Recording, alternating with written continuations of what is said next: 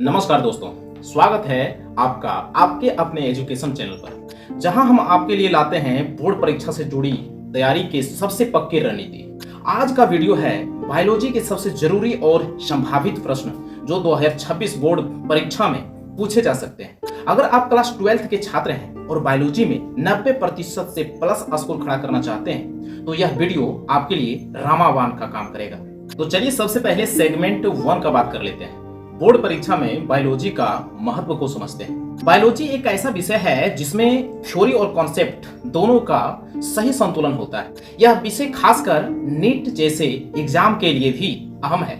लेकिन बोर्ड परीक्षा की बात करें तो यहाँ एनसीईआरटी और लॉजिकल प्रैक्टिस बहुत जरूरी होती है। इसलिए हम आज आपको उन टॉपिक्स वाइज महत्वपूर्ण प्रश्न की लिस्ट देने जा रहे हैं जो बार बार पूछे गए हैं और 2026 में भी आने की पूरी की पूरी संभावना है। सबसे पहले अध्याय 1 के विषय में हम बात कर लेते हैं कि अध्याय 1 से कौन कौन सा ऐसा महत्वपूर्ण टॉपिक है जिससे 2026 के एग्जाम में ये सभी टॉपिक से प्रश्न आ सकते हैं। अध्याय 1 जो हमारा जीवों में जनन है, इस टॉपिक से बहुत सारे प्रश्न आ सकते हैं, जैसे जनन के प्रकार को समझाइए, अलैंगिक जनन और लैंगिक जनन में अंतर बताइए, जीव चक्र और जीवन चक्र तथा जीवन प्रत्याशा क्या होती है। ये सभी टॉपिक से क्वेश्चन आ सकते हैं। अध्याय 2 पुष्पीय पादपों में लैंगिक प्रजनन के विषय में जो महत्वपूर्ण टॉपिक 2026 में पूछे जा सकते हैं वह है डबल फर्टिलाइजेशन की प्रक्रिया को समझाइए, परागण के प्रकार और उनका महत्व, बीज निर्माण की प्रक्रिया। अब आगे अध्याय 3 मानव प्रजनन में जो महत्वपूर्ण टॉपिक 2026 में पूछे जा सकते हैं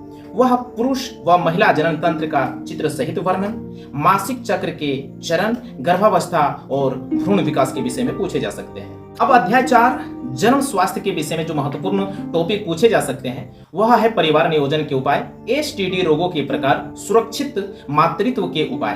अध्याय अगर 5 की बात करते हैं वंशागति और लैंगिक विकास, जैविक विकास के विषय में, तो इसमें जो महत्वपूर्ण टॉपिक से प्रश्न आ सकते हैं 2026 में वह है मंडल के नियम यानी मेंडल के नियम, डीएनए की संरचना या फिर उत्परिवर्तन और उसका महत्व। अध्याय 6 आणविक आधार पर वंशागति, इस अध्याय से महत्वपूर्ण टॉपिक जो आपके 2026 के एग्जाम में आ सकते हैं प्रश्न के रूप में वह है डीएनए रिप्लिकेशन की प्रक्रिया, ट्रांसक्रिप्शन और ट्रांसलेशन, और तीसरा है जीन की कार्य प्रणाली। अध्याय 7 की बात करें जैव प्रौद्योगिकी के सिद्धांत और प्रक्रियाएं, इसमें जो महत्वपूर्ण टॉपिक आ सकते हैं एग्जाम में वह है आरडीएनए तकनीक क्या है, पीसीआर और इलेक्ट्रोफोरेसिस।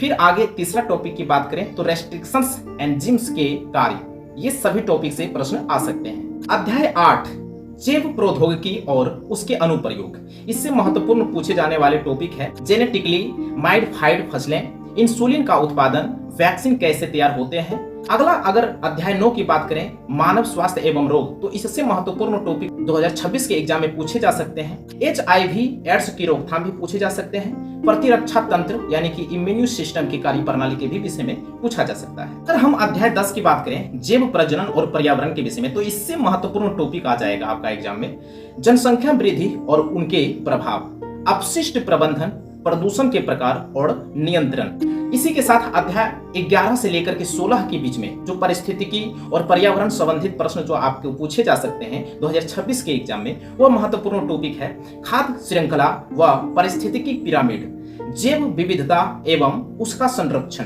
अपमार्जक यानी पोल्यूशन और उनका प्रभाव।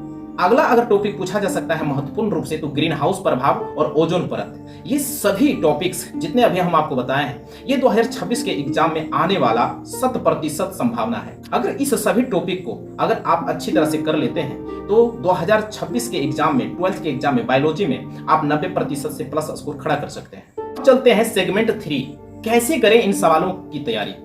अब सवाल आता है कि इन प्रश्नों को कैसे तैयार करें। सबसे पहले एनसीईआरटी लाइन व लाइन पढ़िए, हर टॉपिक का शॉर्ट नोट बनाइए, डायग्राम अच्छे से अभ्यास करें क्योंकि बोर्ड में डायग्राम के लिए नंबर अच्छे मिलते हैं। मॉक टेस्ट और प्रीवियस ईयर क्वेश्चन पेपर जरूर हल करें।